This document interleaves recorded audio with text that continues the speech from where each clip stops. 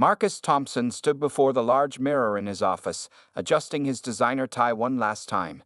His reflection showed a successful 45-year-old black man who had built his restaurant, Soul and Spice, from nothing into one of Chicago's most popular dining spots. The elegant establishment, located in the heart of downtown, was known not only for its exceptional Southern cuisine, but also for its charitable program that provided free meals to homeless individuals. As Marcus reviewed the day's financial reports on his laptop, a notification popped up on his screen. It was another customer review, but this one made his heart sink. The reviewer described witnessing a staff member rudely turning away a homeless person, despite the restaurant's well-known policy of providing free meals to those in need. "This can't be right," Marcus muttered to himself, rubbing his temples. This wasn't the first such complaint he received in the past month. 3 other similar reviews had caught his attention, all mentioning instances of staff members being unkind to homeless individuals who came seeking meals.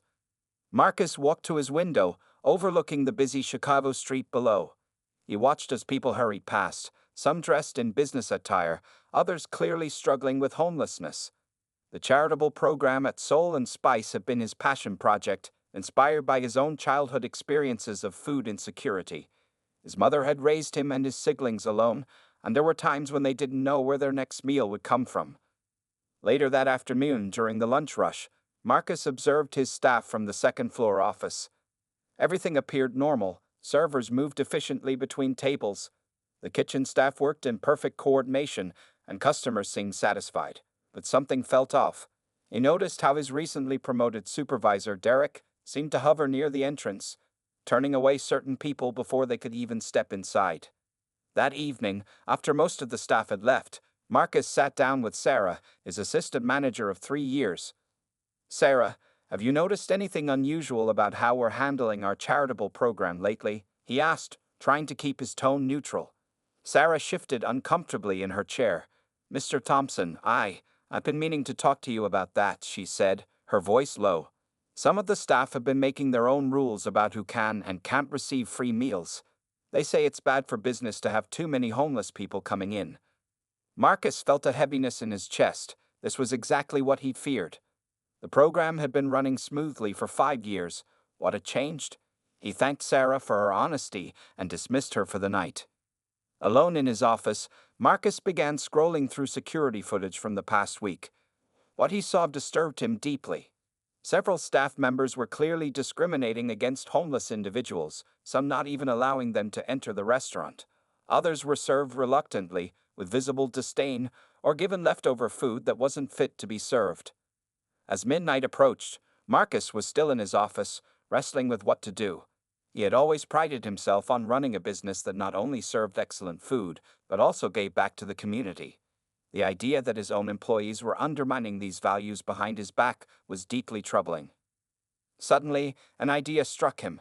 He remembered a story he'd read about a CEO who had gone undercover to learn the truth about his company's operations. But Marcus knew he needed to do more than just observe. He needed to experience firsthand how his staff treated the very people they were supposed to help. Looking at his reflection once again, Marcus made a decision. He would become homeless, at least in appearance, and test his own establishment. The thought both excited and terrified him. How would his staff treat a homeless black man trying to get a meal? Would they show the same discrimination he'd observed in the security footage? As Marcus drove home that night, his mind was already forming a plan. He would need help to make this work. Someone to advise him on how to authentically present himself as homeless, and someone to keep an eye on the restaurant's operations while he conducted his investigation. One thing was certain: he was about to see his business and his employees in a whole new light. Little did Marcus know that his decision would not only change his perspective on his business, but would also spark a conversation about compassion and dignity that would extend far beyond the walls of Soul and Spice. The next morning, Marcus made his first call to James Wright, an old college friend who now ran a homeless outreach program in Chicago. After explaining his plan, James was silent for a long moment. "Marcus, this isn't going to be easy," James finally said. "You're not just changing clothes. You need to understand what it feels like to be invisible to society." Despite his concerns, James agreed to help, recognizing the importance of what Marcus was trying to achieve. Over the next 3 days, Marcus and James worked on his transformation. They visited several thrift stores, carefully selecting clothes that looked worn but were still warm enough for Chicago's chilly autumn weather. James taught Marcus how to dirty the clothes naturally, making them look lived in rather than just old. The key is in the details, James explained while helping Marcus choose a heavy, stained coat. People who've been on the streets for a while carry everything they own with them. They filled an old backpack with basic necessities, the kind of items a homeless person might carry. Marcus stopped shaving and cutting his hair. He learned to hunch his shoulders slightly, to avoid direct eye contact, and to move with the uncertainty of someone who wasn't sure if they were welcome. James taught him the unwritten rules of street life: where to stand, how to ask for help, and most importantly, how to stay safe. Remember, James warned, once you start this, you'll see a side of humanity that might shock you. Even people who know you might treat you differently.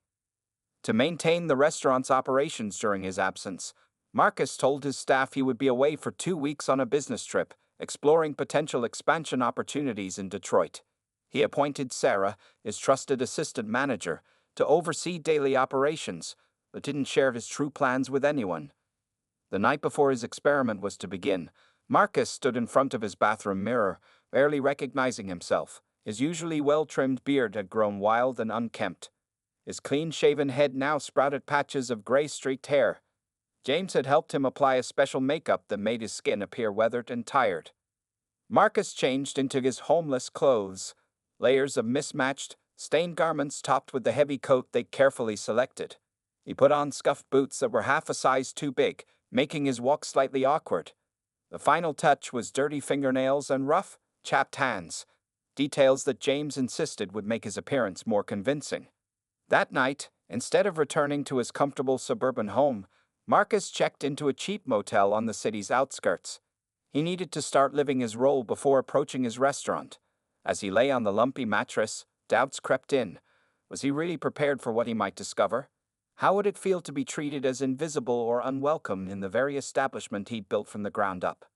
His phone buzzed, a text from James. Remember, you're not just playing a role, you're walking in someone else's shoes. Learn from everything you see and feel. Early the next morning, Marcus began his journey.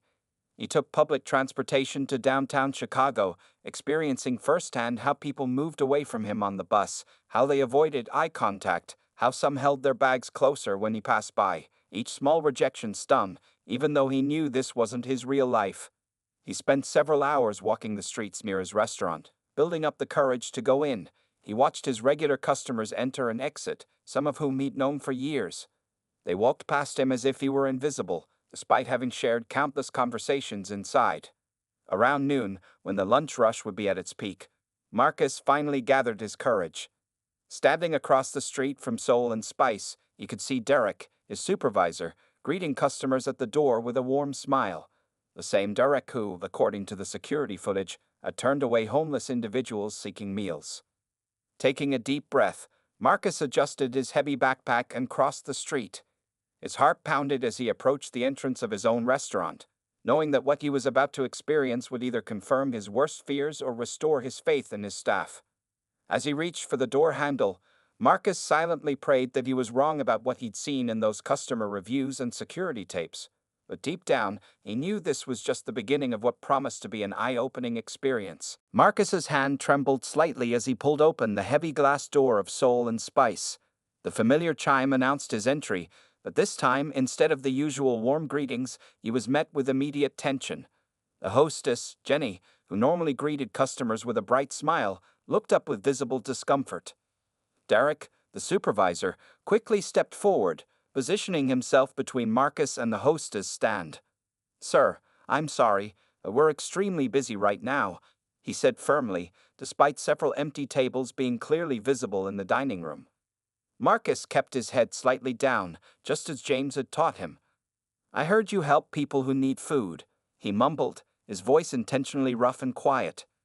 "Look," Derek replied, lowering his voice but maintaining a harsh tone, "we have paying customers here. There's a shelter 3 blocks down that serves lunch at this hour." He gestured toward the door, making it clear that Marcus wasn't welcome. Just then, Sarah, the assistant manager, emerged from the kitchen. She paused, taking in the scene before her. Is everything all right here? She asked, approaching the group. Derek turned to her with a professional smile. Everything's fine. I was just directing this gentleman to the shelter on 4th Street. Sarah's expression changed as she looked at Marcus more closely. Sir, would you like to come in and have a meal? She asked kindly, completely disregarding Derek's previous dismissal. Derek's face reddened. Sarah, we discussed this. We can't have? We discussed nothing, Sarah interrupted firmly. Mr. Thompson's policy about serving those in need hasn't changed. She turned back to Marcus. Please follow me. As Sarah led him to a corner table, Marcus noticed the various reactions from his staff and customers. Some servers actively avoided looking in his direction, while others whispered among themselves. A few regular customers shot disapproving glances his way. Sarah brought him a menu and a glass of water with lemon, the same treatment any customer would receive. Take your time, she said warmly. Would you like me to explain any of the dishes? Marcus nodded, still maintaining his character. You could see Derek watching from across the room, his displeasure evident. 2 tables of customers requested to be moved to seats farther from where Marcus sat. A young server named Michael approached the table, his discomfort obvious in his rigid posture. What can I get for you? He asked, his tone making it clear he hoped the order would be simple and quick. The red beans and rice, Marcus replied softly. If that's okay. Michael scribbled the order and hurried away without another word. From his corner table, Marcus had a perfect view of the restaurant's operations. He watched as Derek pulled Michael aside, speaking to him in hushed but angry tones while gesturing in Marcus's direction. The food arrived quickly, too quickly to have been properly prepared. Marcus recognized it as the day's leftover batch, not the fresh serving paying customers would receive. The portion was smaller than standard, and it came without the usual cornbread side. As he ate, Marcus observed more of his staff's behavior. A new hostess arrived for her shift, and he watched as Derek quietly instructed her about certain types of people to discourage from entering. The bartender made exaggerated cleaning motions near Marcus's table, apparently trying to mask the smell that wasn't actually there. But there were bright spots too. Sarah checked on him multiple times, treating him with genuine dignity. An elderly busboy named Robert quietly slipped him an extra piece of cornbread when no one was looking. A young waitress named Maria brought him a fresh glass of water without being asked. When Marcus finished eating, Sarah returned to his table. Would you like to take anything with you? She asked quietly, glancing around to make sure Derek wasn't watching. Marcus shook his head, overwhelmed by the contrasting treatments he received in just 1 hour.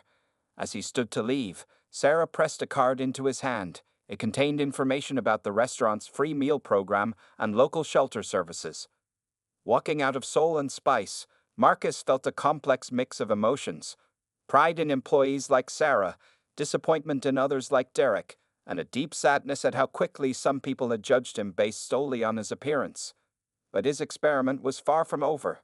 He would need to return several more times, at different hours and with different staff members, to get a complete picture of how his restaurant truly operated in his absence. The next day, Marcus decided to test the dinner service at Soul and Spice. He waited until 7 p.m., when the restaurant would be at its busiest. Before approaching, he watched through the large windows as families and couples enjoyed their meals, the warm lighting creating an inviting atmosphere he had carefully designed himself. This time, Derek wasn't at the door. Instead, Marcus encountered Lisa, an evening hostess who had been with the restaurant for only 3 months. As he stepped inside, she looked startled but maintained her professional composure.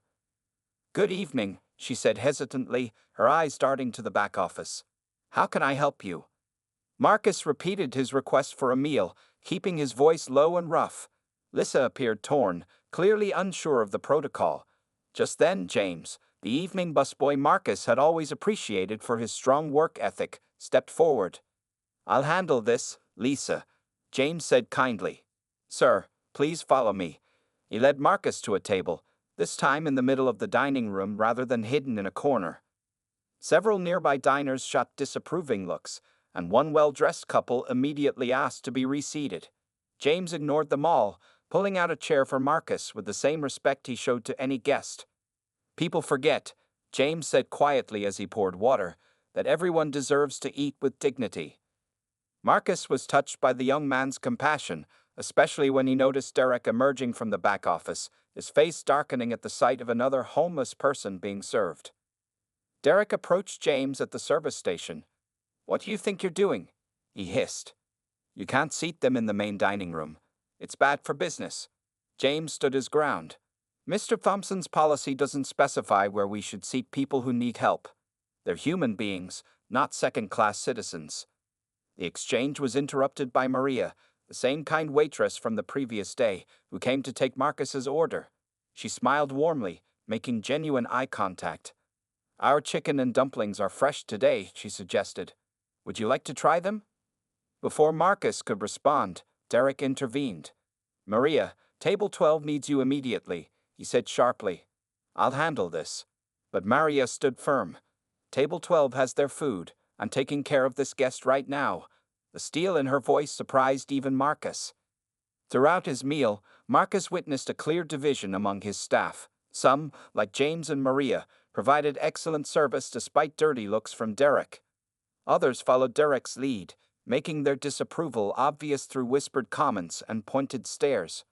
The food this time was fresh and properly prepared, thanks to James, who had personally ensured the kitchen didn't serve leftovers. Marcus noticed how the young busboy kept a protective eye on his table, quickly addressing any issues before they could escalate. Halfway through his meal, a group of teenage diners at a nearby table began taking photos and snickering. James immediately approached them. "I'm going to have to ask you to delete those photos," he said firmly. "We respect all our guests' privacy here." The interaction caught Derek's attention again. He pulled James aside, speaking in harsh whispers about overstepping boundaries and knowing his place. James listened calmly before responding, just loud enough for Marcus to hear. "If you have a problem with me treating people with respect, take it up with Mr. Thompson." As Marcus finished his meal, Maria brought him a small container. "Some cornbread for later," she said with a wink. "It's too good to waste." When he stood to leave, James appeared with a takeout bag. "The kitchen had extra soup today," he explained, though Marcus suspected the young man had paid for it himself. "It's getting cold out there." Walking out into the chilly Chicago evening, Marcus felt a complex mix of emotions. The kindness shown by James, Maria, and others had touched him deeply. Yet the obvious discord among his staff, led by Derek's discriminatory attitude, troubled him greatly. He pulled out his phone and sent a quick text to his friend James Wright. "You were right. I'm seeing sides of people I never knew existed, both good and bad." As he walked away from Soul and Spice, Marcus knew he needed to continue his experiment. The evening had revealed both heroes and villains among his staff, but he needed to see more. The real question was, how deep did these attitudes run, and what would it take to create real change? Here's part 5 of the story in 780 words, using simple English and third-person perspective.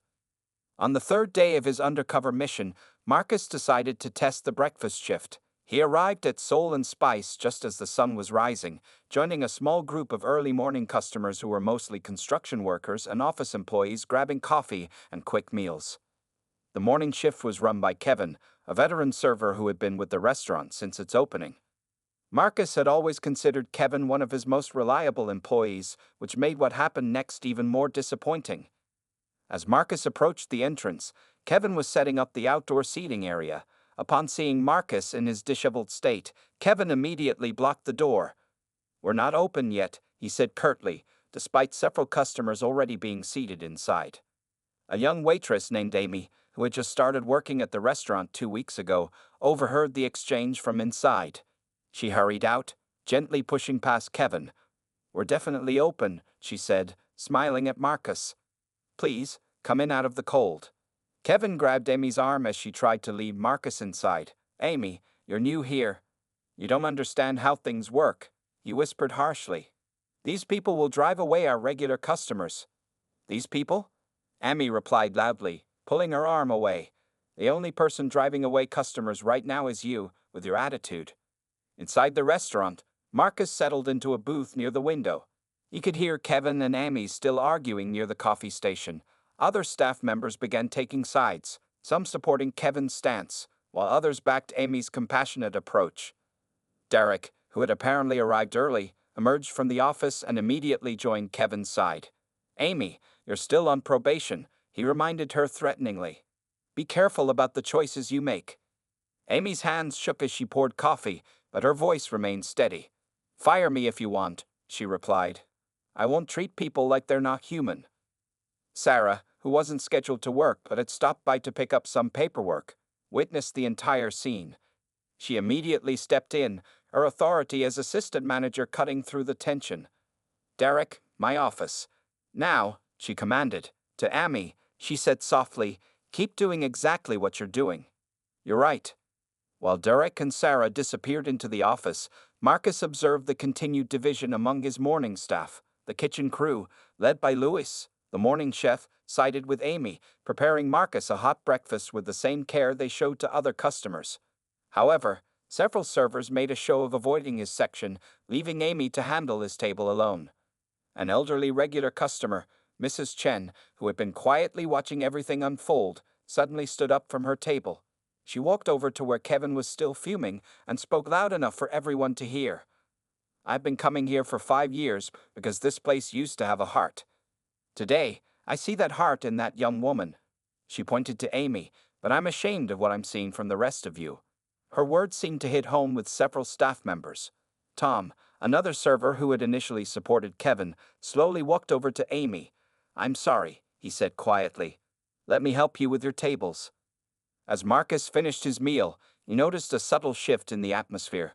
While Kevin and a few others maintained their hostile attitudes, more staff members began following Amy's example. Even some customers left larger tips than usual, clearly moved by the morning's events. Before leaving, Marcus overheard Sarah emerging from her office, Derek following behind with a chastened expression. "If I hear one more complaint about discrimination," she was saying, "I'm calling Mr. Thompson immediately, no matter where he is. This stops now." As Marcus stepped out into the morning air, he felt both heartbreak and hope. The prejudice he witnessed from long-term employees like Kevin had shaken him deeply. Yet the courage shown by young Amy, who risked her job to stand up for what was right, gave him hope that change was possible. He sent another text to his friend James Wright. "Sometimes the newest among us teach the greatest lessons. Today I watched a 2-week employee show more integrity than people who've worked for me for years." Marcus knew he had seen enough. It was time to plan his revelation and address the deep-rooted issues in his restaurant. The question was no longer whether to act, but how to transform Soul and Spice back into the beacon of compassion he had always meant it to be. On the 4th day of his undercover experience, Marcus arrived at Soul and Spice during the afternoon lull between lunch and dinner service. This was when staff meetings were typically held, and through the window, you could see Derek gathering the employees in the main dining room.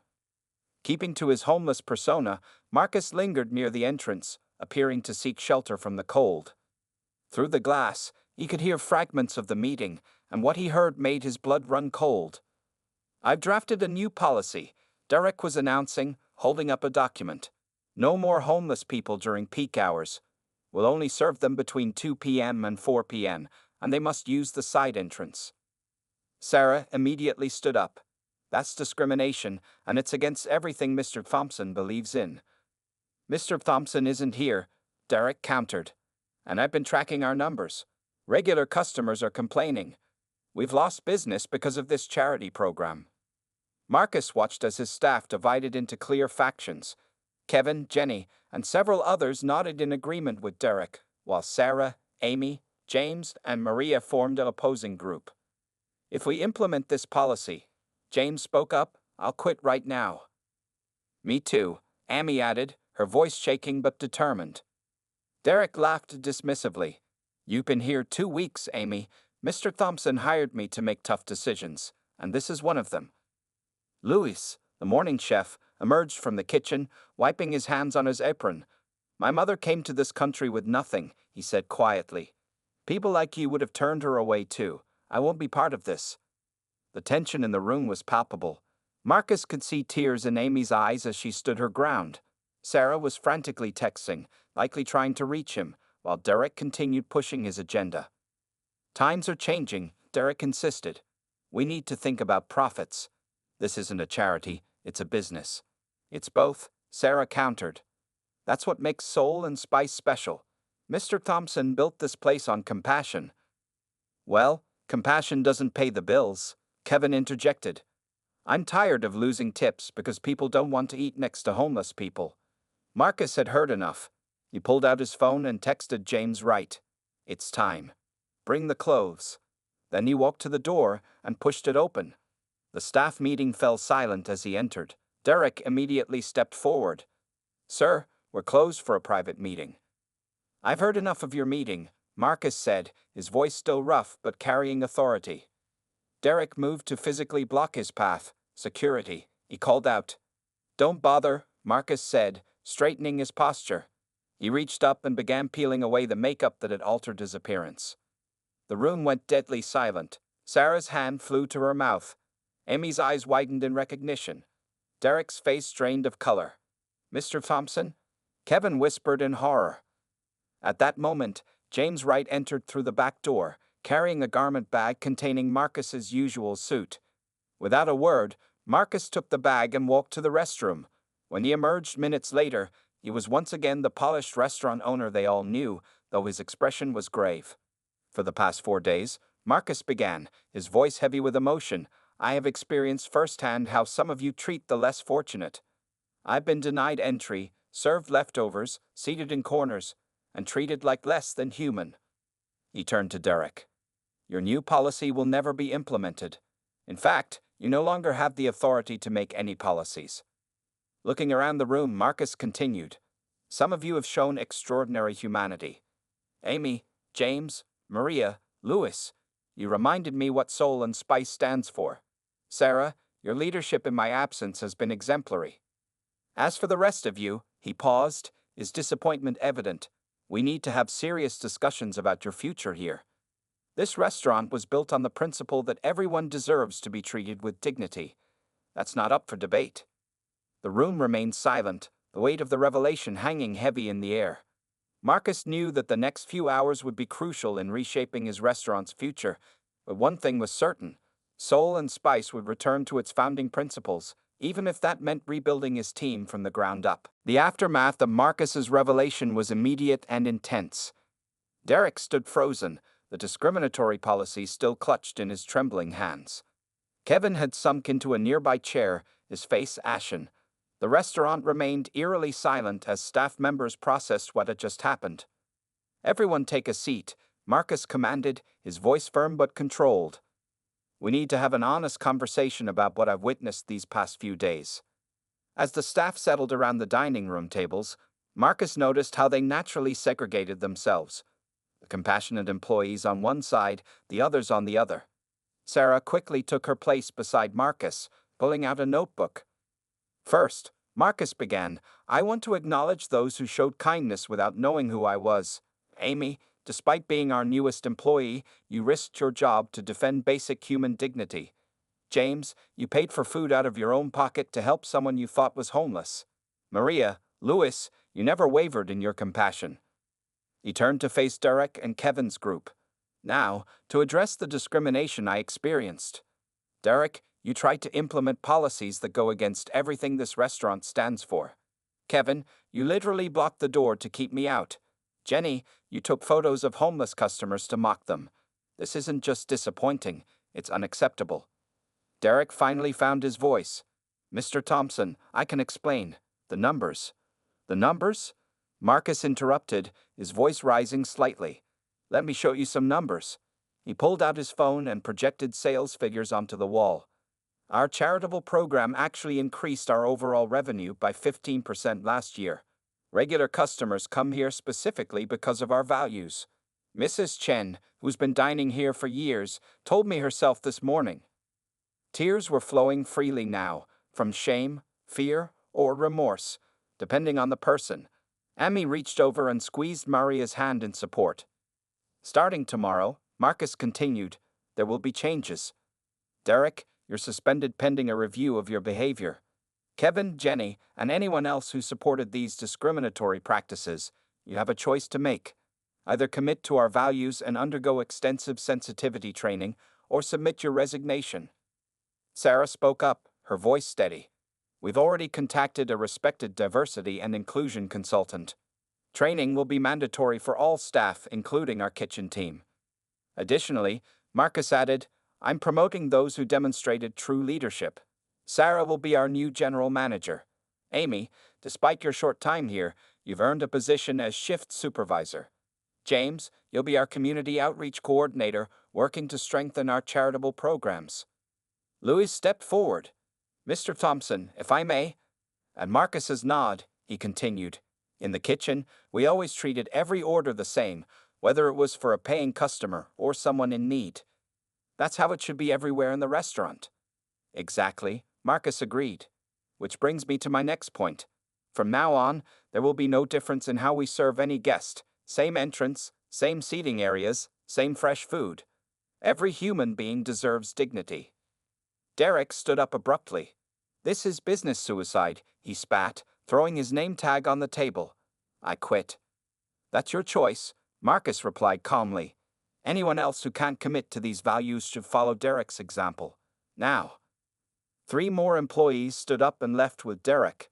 The remaining staff watched them go, a mixture of emotions playing across their faces. For those who stay, Marcus continued, know that Soul and Spice will become an even stronger symbol of community and compassion. We'll expand our charitable program, partner with local shelters, and show Chicago what it means to truly serve all people. Sarah began distributing new training schedules and policy documents. The remaining staff members, even those who had shown previous bias, appeared genuinely committed to change. As the meeting concluded, Amy approached Marcus with tears in her eyes. Thank you for showing us that leadership means standing up for what's right, even when it's hard. Marcus looked around at his reformed team, smaller now, but stronger in its shared values. The past 4 days had been challenging, but they had revealed both the worst and the best in his staff. Now, with the truth exposed and clear changes in motion, Soul and Spice could begin its journey back to being the beacon of hope and dignity he had always envisioned. 1 month after Marcus's undercover revelation, Soul and Spice had transformed into something even more special than before. The morning sun streamed through the windows as Marcus stood in his office, watching his renewed team in action. Sarah, now firmly established as general manager, efficiently directed the morning operations. Amy, thriving in her role as shift supervisor, was training 2 new servers, emphasizing the restaurant's commitment to treating all guests with equal respect and dignity. The changes were evident everywhere. The formerly quiet side entrance was now permanently closed, ensuring all guests entered through the main door. The dining room buzzed with a diverse mix of customers. Business executives sat next to construction workers, while homeless individuals were served with the same warmth and attention as wealthy regulars. James, in his new role as community outreach coordinator, had established partnerships with 3 local shelters. A new board near the entrance proudly displayed photos of community events and stories of lives touched by the restaurant's charitable program. The negative reviews had been replaced by glowing testimonials about Soul and Spice's inclusive atmosphere. Mrs. Chen, their longtime regular customer, approached Marcus with a warm smile. This place has its heart back, she said, gesturing to where Louis was personally serving a homeless man with the same flourish he used for his premium dishes. Even better than before. The story of Marcus's undercover experience had spread throughout Chicago, first through social media, then through local news. Soul and Spice had become a symbol of social consciousness in the restaurant industry. Other business owners reached out to Marcus for advice on implementing similar programs. The morning staff meeting revealed just how much had changed. The remaining employees who had initially shown bias had completed their sensitivity training and demonstrated genuine growth. Kevin, who had chosen to stay and change, was now one of the strongest advocates for their charitable program. Last month, we served 450 meals to people in need, Sarah reported during the meeting. And our regular customer base has grown by 30%. Turns out, doing good is good for business. Marcus shared his own news. The City Council has asked us to help develop guidelines for other restaurants wanting to start similar programs. They're considering tax incentives for businesses that participate. The staff burst into applause. Amy raised her hand. Can we also start a job training program? Some of our regular charitable guests have amazing potential. Already in the works? James responded with a smile. We're launching next month. After the meeting, Marcus walked through his restaurant, remembering those 4 difficult days of his undercover experience. The pain of discovering prejudice among his staff had been real, but it had led to necessary changes. The employees who had left with Derek had been replaced by people who shared Soul and Spice's values of compassion and dignity. Louis emerged from the kitchen, wiping his hands on his apron. "Mr. Thompson, remember that homeless man you were. He came in yesterday, but this time for real. He got a job at the construction site across the street, said our meals helped him keep going until he found work." Marcus felt his eyes well up with tears. This was why he had started Soul and Spice in the first place, not just to serve food, but to serve hope. The local newspaper had recently run a feature story about the restaurant's transformation. The headline read, "Soul and Spice, where food meets humanity."